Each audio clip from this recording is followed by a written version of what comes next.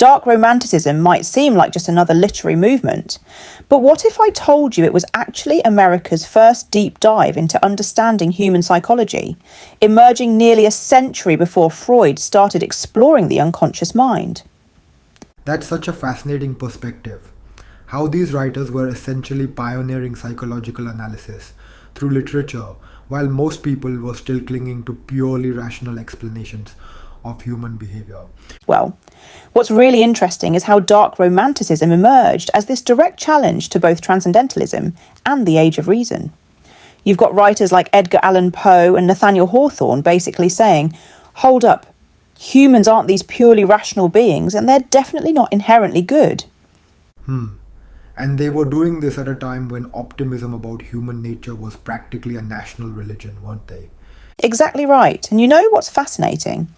These writers were documenting what we now recognise as cognitive distortions and paranoid thinking patterns long before psychology had terms for them. Take Poe's The Telltale Heart. It's essentially a case study in guilt-induced psychosis.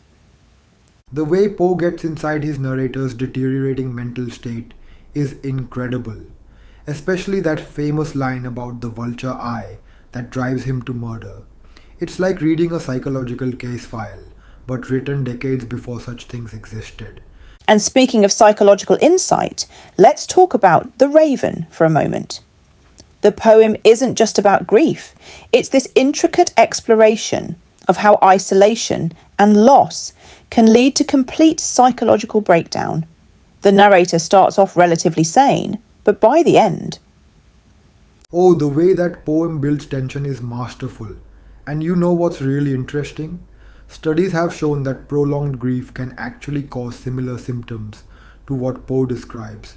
The hallucinations, the obsessive questioning, the descent into madness.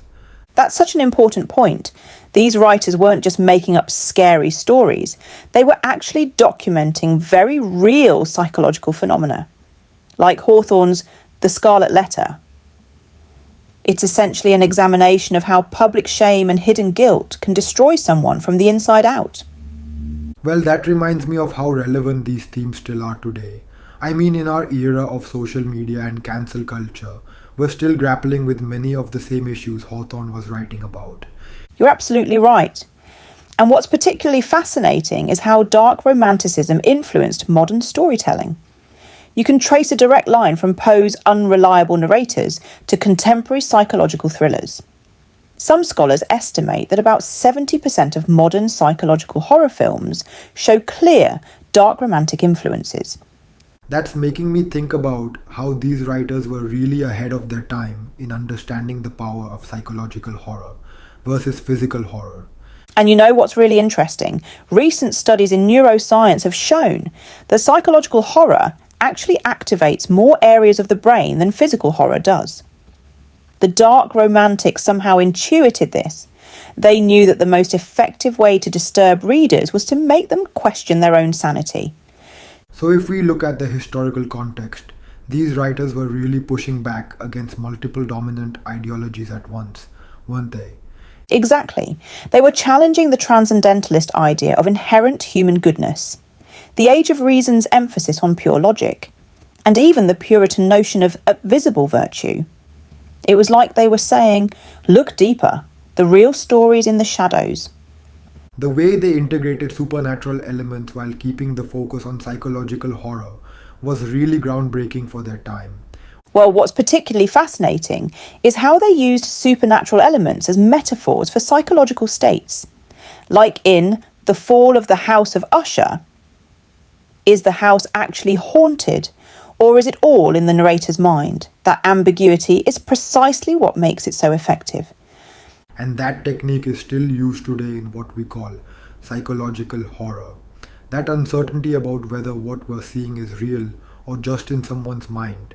You know what's really striking? Recent literary analysis has shown that dark romantic works contain surprisingly accurate descriptions of various mental health conditions, from depression to paranoid delusions to obsessive-compulsive disorder, all described decades before these conditions were officially recognised by medical science.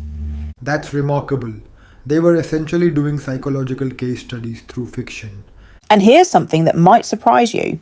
Studies of dark romantic literature have actually been used in modern psychological research. Some therapists have found that these texts provide uniquely valuable insights into how people experience and process trauma and grief. Well, that really speaks to how universal and timeless these themes are, doesn't it? Absolutely.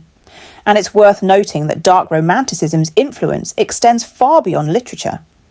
Its themes and techniques have shaped everything from visual art to music to film. Some estimates suggest that dark romantic elements appear in over 40% of contemporary horror and thriller media. The lasting impact of this movement is really quite extraordinary when you think about it. And you know what's particularly relevant today?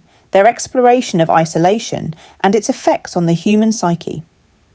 During the recent global pandemic, there was actually a surge in interest in dark romantic literature, with online searches for works like The Raven increasing by over 200%. That makes so much sense.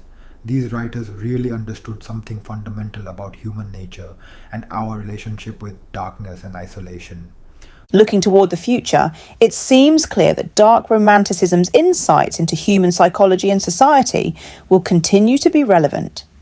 As we face new challenges, from social media's impact on mental health to increasing social isolation, these writers' understanding of human nature becomes more valuable than ever. Well, they certainly gave us a framework for examining the darker aspects of human experience that still feels remarkably modern.